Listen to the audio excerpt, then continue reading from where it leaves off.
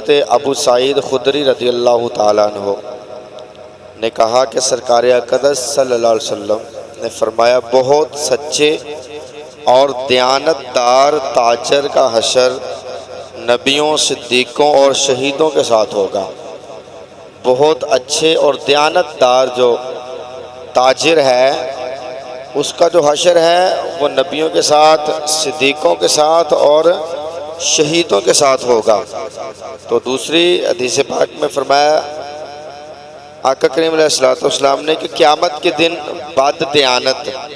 تاجروں کا حشر نافرمانوں کے ساتھ ہوگا، مگر جو تاجر اللہ تعالیٰ سے ڈرتے ہوئے حرام سے بچے، جھوٹی قسمیں نہ کھائے اور سچ بولے تو اس کا حشر فاجروں کے ساتھ نہیں ہوگا بلکہ نیک بندوں کے ساتھ ہوگا۔ تو حضرت واصلہ بن اسقع رضی اللہ تعالی عنہ نے فرمایا کہ میں نے آقا کریم علیہ الصلوۃ والسلام کو فرماتے ہوئے سنا،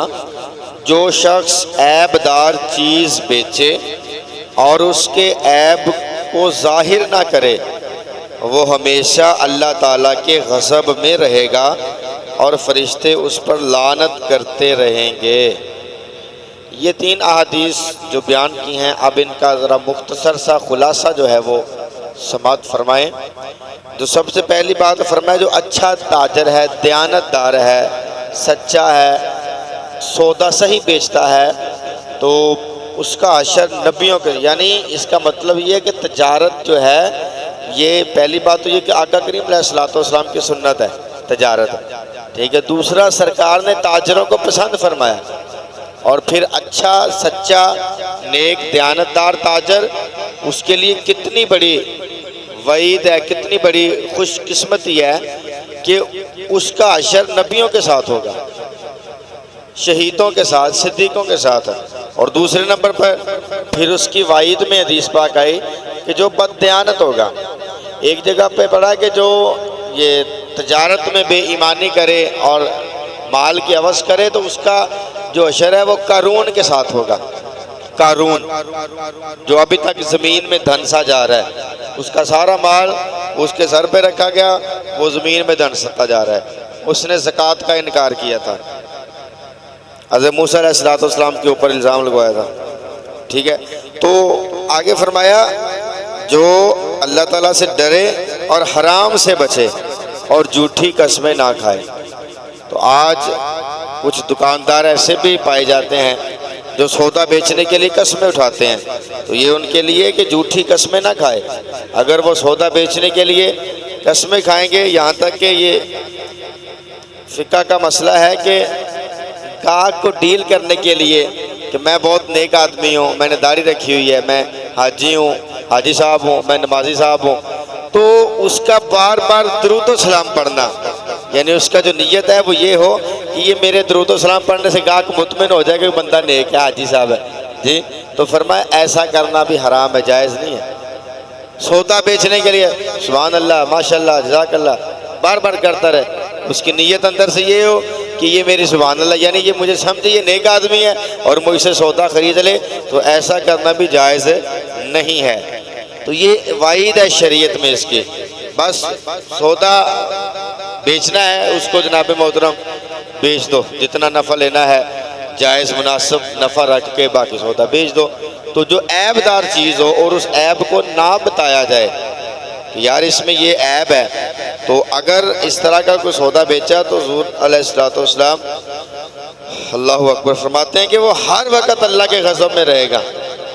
تو آج یہ سلسلہ بہت چلتا ہے، اور اللہ معاف کرے بندہ بات بڑا وہ بھی میں انہوں دا لا لیا، نہیں، اس نے اپنے آپ کو دا لگایا ہے، اس نے اپنے ایمان کو دا لگایا ہے، اس نے اپنا ایمان بیچا ہے۔ تو حضور فرماتے ہیں کہ اللہ تعالیٰ کے وہ غضب میں رہے گا جو عیب والی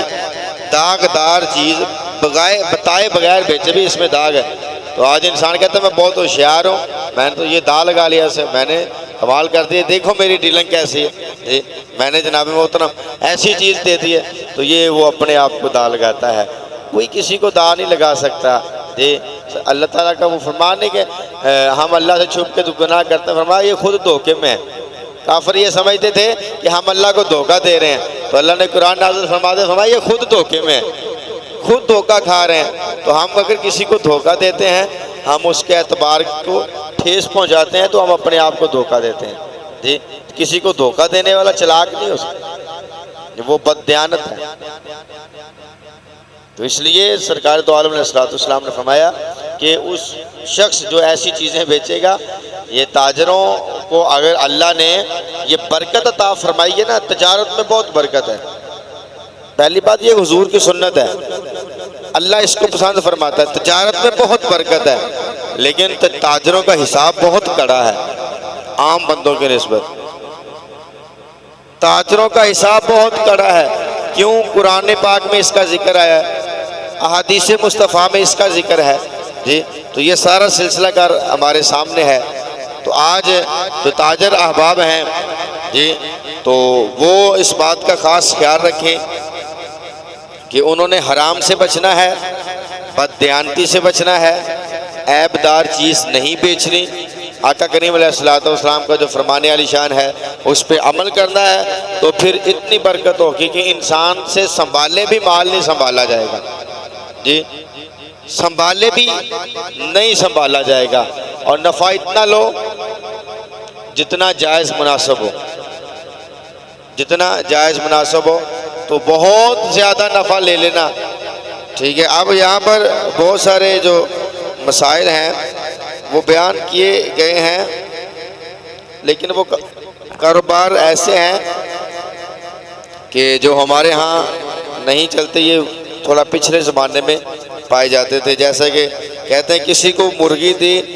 کہ جتنے انڈے دے گی دونوں نصف آدھے آدھے کر لیں گے، یہ اجارہ بھی فاسد و ناجائز ہے۔ انڈے اسی کے ہیں جس کی مرغی ہے، تو پالنے والے کو اس کی اجرت دی جائے۔ ایک بندہ ہے اس نے کسی کو بکری دی ہے، بکری 2 بچے دیتی ہے جی، تو اب انہوں نے یہاں پہ لکھا ہے کہ